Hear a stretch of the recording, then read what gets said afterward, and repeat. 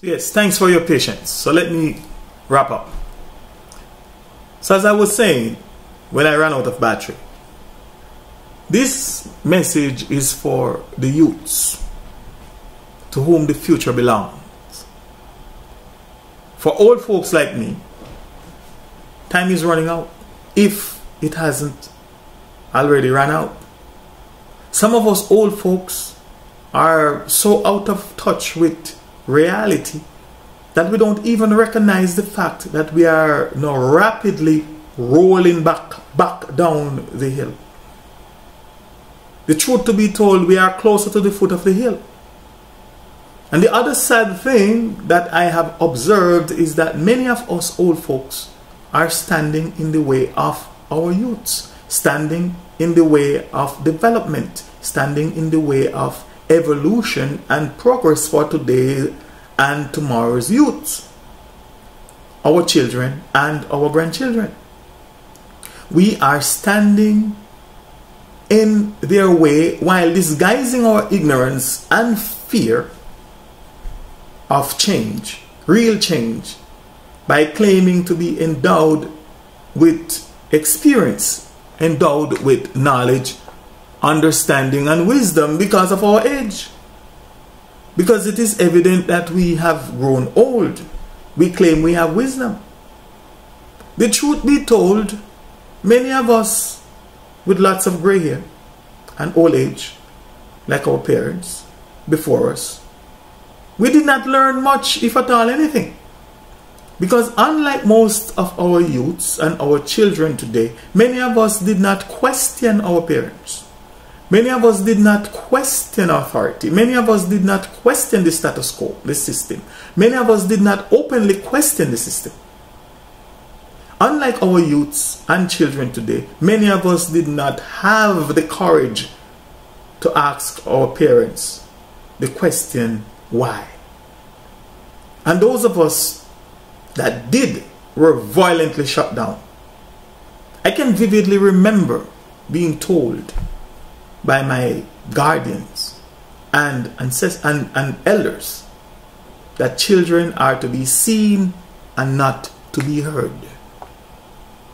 However, today we have many of us old folks claiming to be leaders with answers, with the answers and solutions for our youths and our children, when we have never even thought of the questions, let alone ask the questions, and let alone get the answers for the questions that they, our children, are asking, and the information that they are seeking. So my hope for a better world of equality and fairness is in the youths that are asking questions and the youths that are seeking honest and intelligent answers, and not in anyone or people my age or older. So the facts and the evidence that I have presented thus far in this video have shown, and maybe some of you will agree, that our leaders, elders and ancestors did not know everything, but that they did maximize and utilize to the best of their ability and know-how that which they knew, or the little that they knew. They maximized the knowledge that they had at the time to the benefit of us all today. We should also bear in mind at all times that during the time of those leaders and elders, our people, yes, the people that the slavery economic system contemptuously and maliciously called, labeled, profiled, and blacklisted as black people, had absolutely no rights. They were robbed of their basic human rights and dignity. By who? By the evil slavery economic system.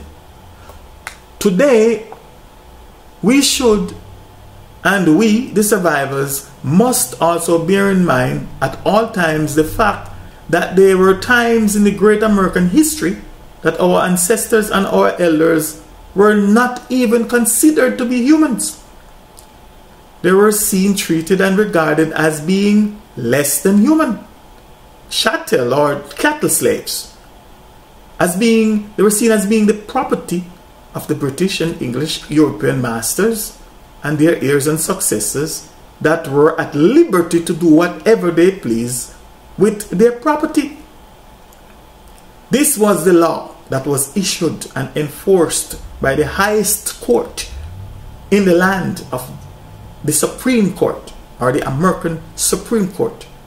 And to the extent of if, how, or when such laws has been repealed or completely abolished from the slavery economic system, I cannot say, because I honestly and really do not know.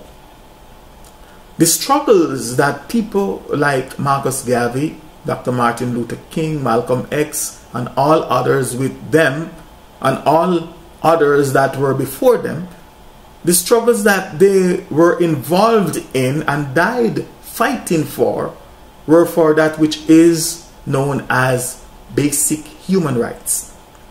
They were struggling for survival.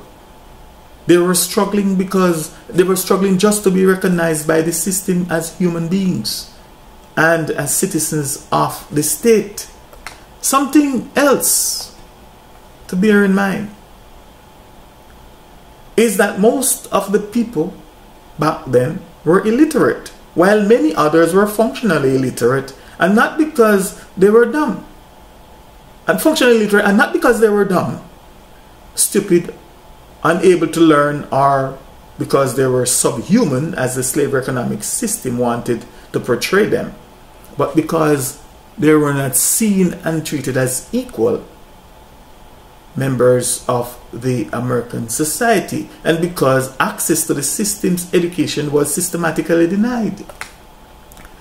These, our people, were fighting and dying for the right to be seen and treated as human beings in the eyes of their unconscionable oppressors and slave masters, their heirs and successors.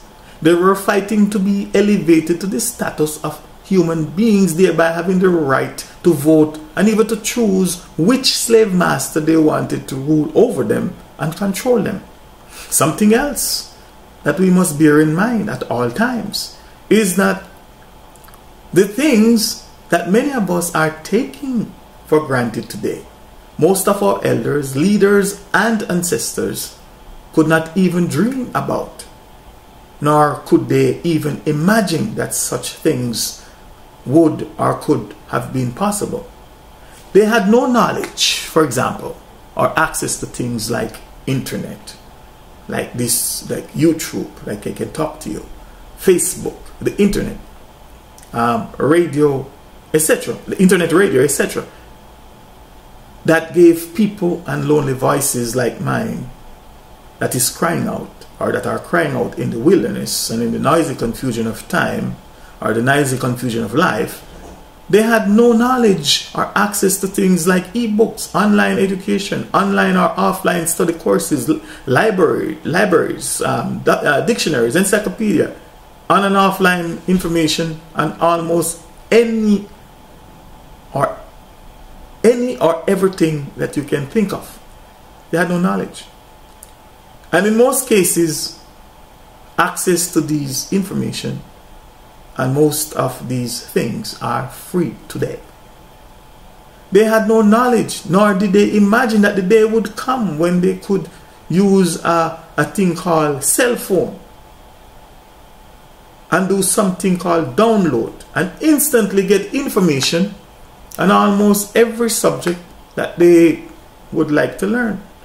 So the evidence has shown that even though the intentions of our leaders, these heroes, namely Marcus Garvey, Malcolm X, Dr. Martin Luther King, and many others with them were genuine, they failed because they were in ignorance or they failed to accomplish much more because of their ignorance, operating under the black curse, the curse of the black spell.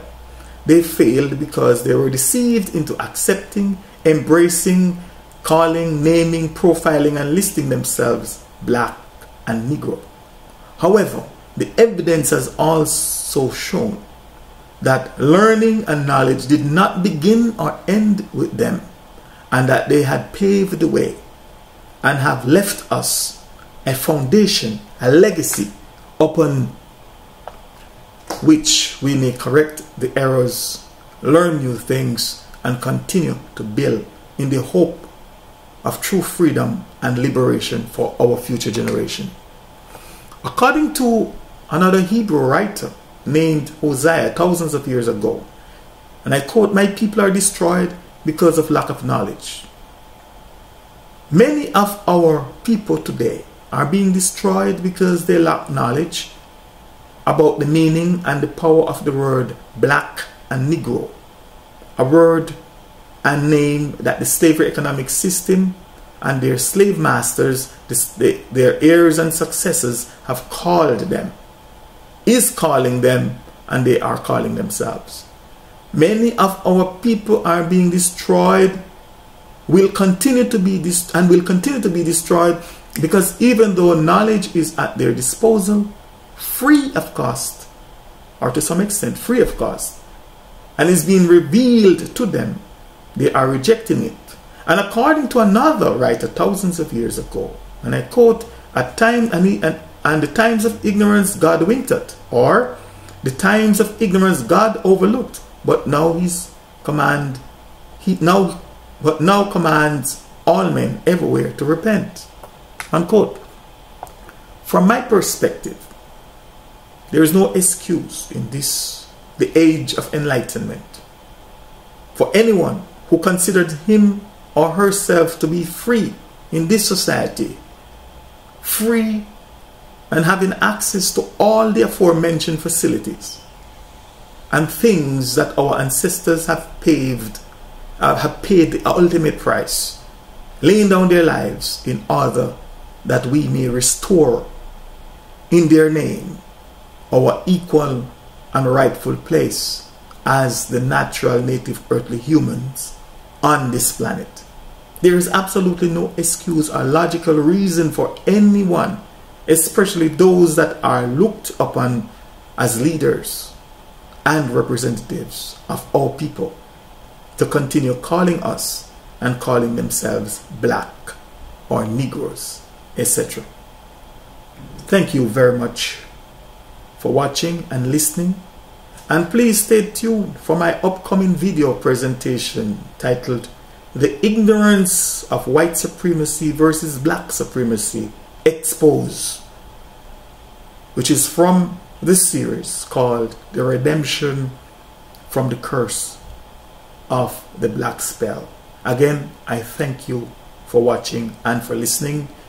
Your comments and feedback are welcome.